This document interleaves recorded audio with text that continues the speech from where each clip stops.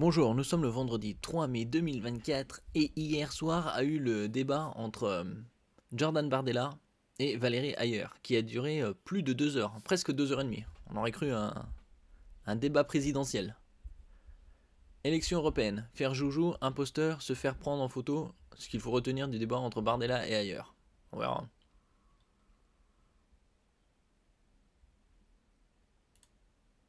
Ce débat qui a duré plus de 2 heures devait permettre à l'eurodéputée sortante, Valérie Hayer qui dirige le groupe centriste Renew au Parlement européen, de faire valoir ses arguments face à son principal rival Jordan Bardella, tête de liste de l'extrême droite et grand favori du scrutin.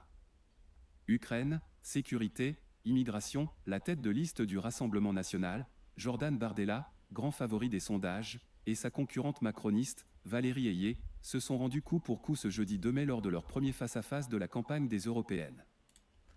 Il faut rappeler que Bardella a 28 ans alors que Hayer en a 38.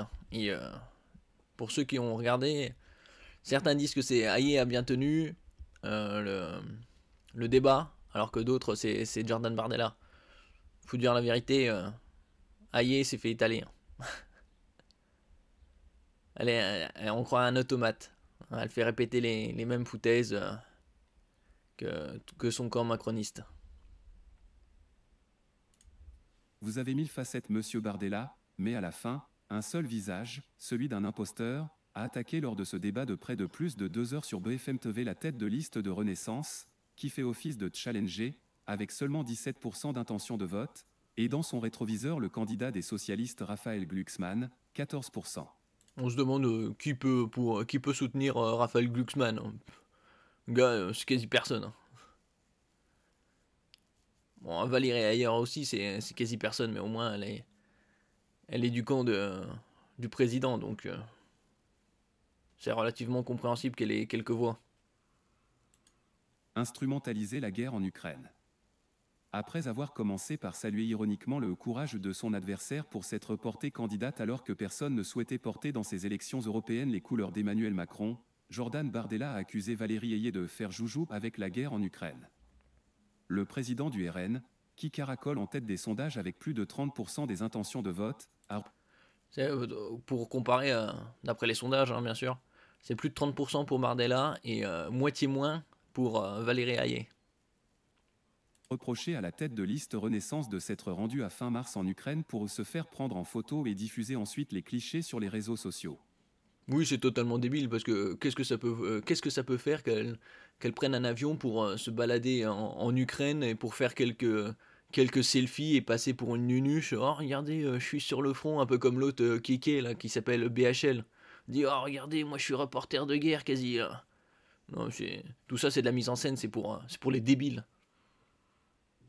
La candidate de Renaissance, qui a besoin de combler un déficit de notoriété par rapport à son adversaire de 28 ans plus rompu à ce genre d'exercice, a répliqué en assurant que l'intérêt des Français et des Européens n'est pas que la Russie gagne cette guerre, réitérant l'accusation contre le RN d'être la courroie de transmission du Kremlin.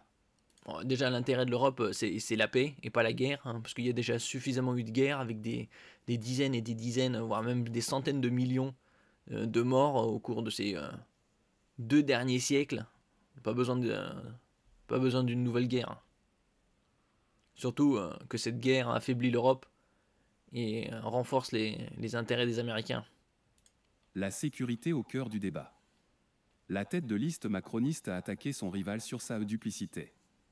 S'en prenant à son absentéisme au Parlement européen depuis son élection il y a 5 ans, elle a estimé que la tête de liste du RN raconte ce qu'il ne vote pas et ne vote pas ce qu'il raconte. Les deux candidats se sont affrontés également sur les questions de sécurité, revenant notamment sur la mort du jeune Matisse, tué le 27 avril à Châteauroux par un mineur de 15 ans. Et entre-temps, il y a d'autres morts évidemment qui ne sont pas médiatisées.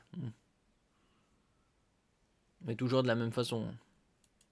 Valérie Hayer a dénoncé l'indignité du RN qui instrumentalisait systématiquement les drames pour en faire du profit politique. Jordan Bardella, quant à lui, estimait que l'immigration est devenue le pire carburant pour la violence de rue et l'insécurité dans notre pays. J'ai l'impression qu'il y a... Ce qui est un fait, puisque quand on regarde le nombre de violences imputées à des extra-européens, dont une bonne partie qui sont illégaux, c'est significatif. un éléphant dans le salon et que vous êtes la seule à ne pas le voir, a-t-il poursuivi. Oui, il y a un problème d'immigration irrégulière. Oui, il y a un problème d'immigration irrégulière, a reconnu Valérie Ayé. Mais il y a des demandeurs d'asile qui ont droit à la protection.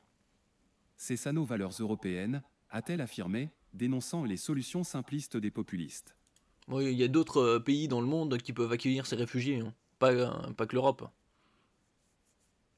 Et surtout, ils jouent sur cette carte de réfugiés politiques et autres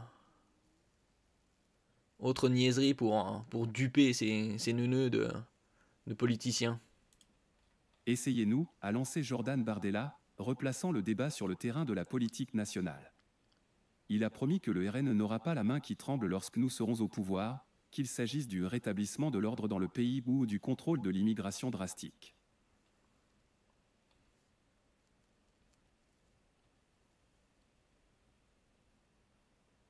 Oui, bah, comme attendu, Aïe s'est fait étaler. Hein. Aïe, oye, c'est fini.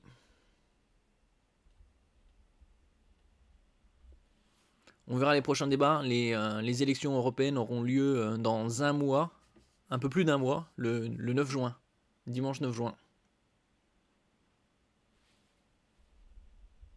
Et comme je vous disais, d'après les sondages,